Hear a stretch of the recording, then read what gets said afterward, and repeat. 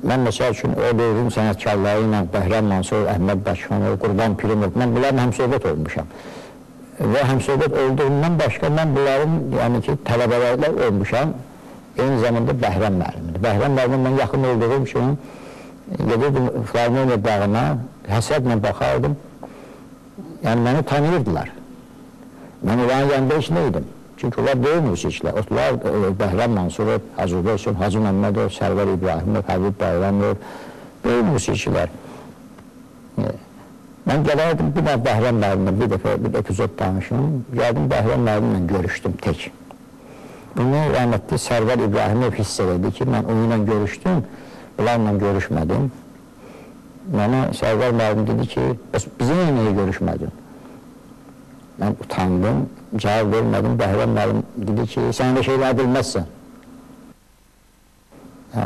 Yəni ki, biz utanırdıq gedib Elxan ilə görüşməyə.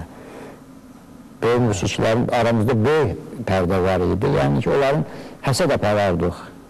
Onların sənətinə, onların davranışına, onların çalğılarına, onların səhnədə oturmaqlarına, durmaqlarına.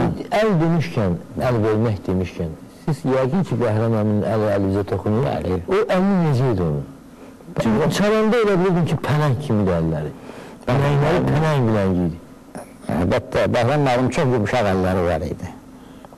Yəni yumuşaq, yəni ki, musiqiçi əli elə yumuşaq olmalı. Çünki dəmirçəli deyildi ki, bir musiqiçəlidir. O əllərdə nələr var idi da onu siz bilirsiniz ki, o əl, ürək, bunlar hamısı ürəkdən gələn, başdan gələn çalğı qoxmaq, hamısı içərdən gəlir. Yəni içərdən, bu çalmağın özü də bir oxumaqdır. Məsələn, hərdən söhbət... Bu təzə sözdür, qoy oturmuşuq, burada deyəcəm, qoy otur, çalmaq özü də bir oxumaqdır. Sən ürəyin naləsini oxuyursan, burada süzülür başa. Bu, Məhəmməd Əliyevin sözüdür. Mənim sözümdür. Bu, ancaq Bəhramın tələbəsi şagirdi, sevimli şagirdi deyə bilər. Bu, şair sözüdür. Çalmaq özü də oxumaqdır. Sən özünü oxuyursan, o çalğı ilə oxuyursan. O kim deyir ki, oxuyasan ki. Xanəndəli bəmbəşqa, o oxuyur, söz deyir. Amma mən sözsüz oxuyuram. Bizdə sözsüz mahnılar var, məsəl üçün. Bəli. Həmin o sözsüz mən öz içərimdə olan musiqini mən oxuyuram. Mən barmağımla, beynimlə, ürəyimlə onu gətirirəm. Hissiyatım olur. Hissiyat məndən... Məhəmməd, gözü balla kəsin bağışlayın, o vaxt böyük səsə-küyə səbəb olan bir hadisə baş vermişdi. Bir gün malum olmuşdu ki, Sovetin laf belə gözəl vaxtlarında, belə deyək, və heç ağla gəlməzdi ki, bir gün Sovet hökuməti dağlar, Sovet hökumətinin çox güclü vaxtlarında Bəhram haqqında bir həngamə qalxdı ki, Bəhram Mansurovun UNESCO-da plastinkası çıxır. O vaxt bu arzu, o etkimini cəsarət eləyə bilməzdi ki, arzu olasın ki, hansısa bir sənətkarın nəinki plastinkası adı hardasa çəkilsin və bu Mansurov haqqında, Bəhram haqqında çox böyük bir məsələ qalxdı və dillər əzbər oldu Bəhram Mansurovun. Deməli, elə bil ki, onun populyarlıq deməzdim, amma tanınmaq oldu edməzdim, bir başqa gündə başladı cəmiyyət onu tanımağa. Bunun səbəbi nə idi? Bəhram müəllimin deməli ki, müğənniləri düzgün ifa eləməyi və klassik üslubda çalmağı. Çünki bizim çalğılar bir neçə yerə bölünürlər. Klassik üslub, müzrab üslubu da ki, müasir üslub. Klassik üslubun müğən texnikası, tutaq ki, indiki məsəl üçün görsən sənətkarlar deyir, filankəz yaxşı texnardır. Bizim sənətdə texnarlıq nə deməkdir müğam sənətində? Müğam sənətini əgər sən düzgün bilirsənsə, onun nöqtəsini, vergülünü, orada olan rəhmətli Bəhram müəllim deyər ki, çalanda hal-qalla çalgına, forto-piano. Hal-qal, forto-piano sözü hal-qal demək. Bəli. O deməkdir, o şəkillər diqqətli. Forto-piano sözünün Bəhram müəllimin dilində nə imiş? Hal-qal. Hal-qal.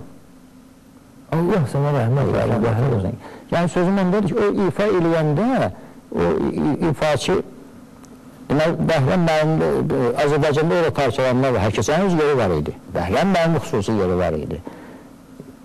Klasik üslubda qədim musiqi müğamlarımızı bizə düzgün, bəziləri məsələ söhbət olanda müəssirlərimiz deyirlər ki, müğam müzey deyil ki, müzey malı ki, dayanıb baxasın. düz demir.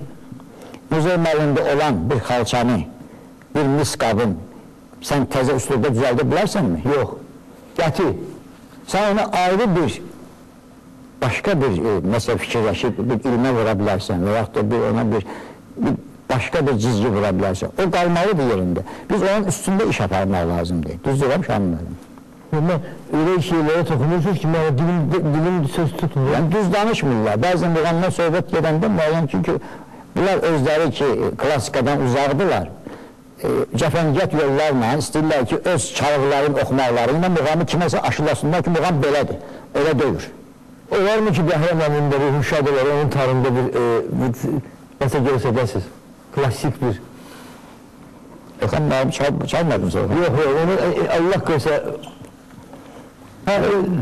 Mesela indi siz klasik üslubda çalacaqsınız. Klasik üslubda bir iki barmaq çalacağım. Çünki Elxan Gülçöz oturub burada Bəhrəm.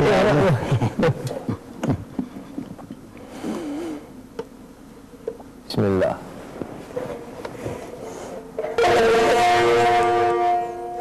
Bir epizod Bəhrəm müəllim tarımışı qabından çıxardığında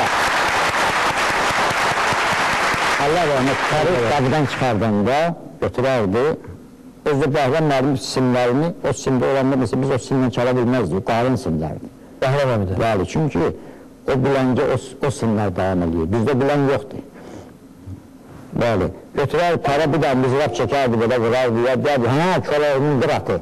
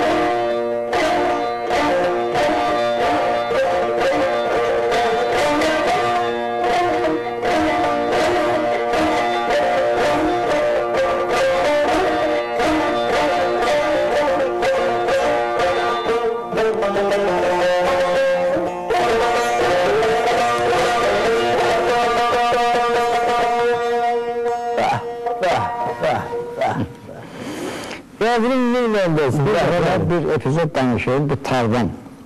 O vaxtı mənə bir şəkil lazım oldu. Yəni ki, Yonca xətti ilə Fransadan gəlib bizi yazmışdılar burada, Bakıda. Diska, orada çıxmalıydı disk, Fransada. Mən evdən çıxanda mənə zəng olundu ki, bəs gəlib şəkil çəkdirmək lazımdır. Mən şəhərə çatanda, dilə bəs tarih götürməmsən, dedim yox. Birdən ağlıma gəldi ki, onda Bəhrəm müəllim həyatda yox idi, bu 93-ün söhbətidir. Dedim, gedim Bəhrəm müəllimgilə, yoldaşı Münəvvər xanım, Allah rəhmət eləsin. Dedim, gedim, tarım mənə verərlərmi? Zəngi düyməsindən bastım. Münəvvər xanım dedi, gəl eşə, dedim, yox, gəlmirəm. Bir iş üçün gəlmişəm sizin yanınız. Dedim, nə yox? Dedim ki, bəs yadımdan çıxıb tarih götürməmişəm, mənə dinləyiblər. Bəhrəm mənim tarımı mənə verərsinizmi şəkil çəkdirməyə? Baxdı bir belə. Dedi, Vəmik, sən gəlmirsən. Kim gəlsəydim o tarı verməzdim. Mən sənə inanıram. Bəs sizin özünüz bu sözü deyəndə kövrəlirsiniz. Çox kövrəlirsiniz. O tarı mənə verdi, o yadigar məndə o şəkil. Yəni ki, hər adam arxayın olmaq olmaz. Mən onların evine çok məhrəm idim. O evin mən bir evladım biri olmuşam Bəhrəm müəllimə. Deyirlər ki, Bəhrəm müəllim hər kəndə gedəndə tarım nəsə dəyişilmiş, nəsə eləyilmiş. Bəhrəm müəllim birincisi tarı çox gözəl bilirdi. Tar alətini, o da ki atasından Meşə Süleyman, bunlar tarın bütün içini bilirlər ki, tarda nə vardı? Tarın səsi harasındadır, məsələ demək olar, harasını buradakı özü düzəldir. Özü düzəldir. Yəni bütün razı mədlərini... Neçə tarı var Bəhrəm müəllimin?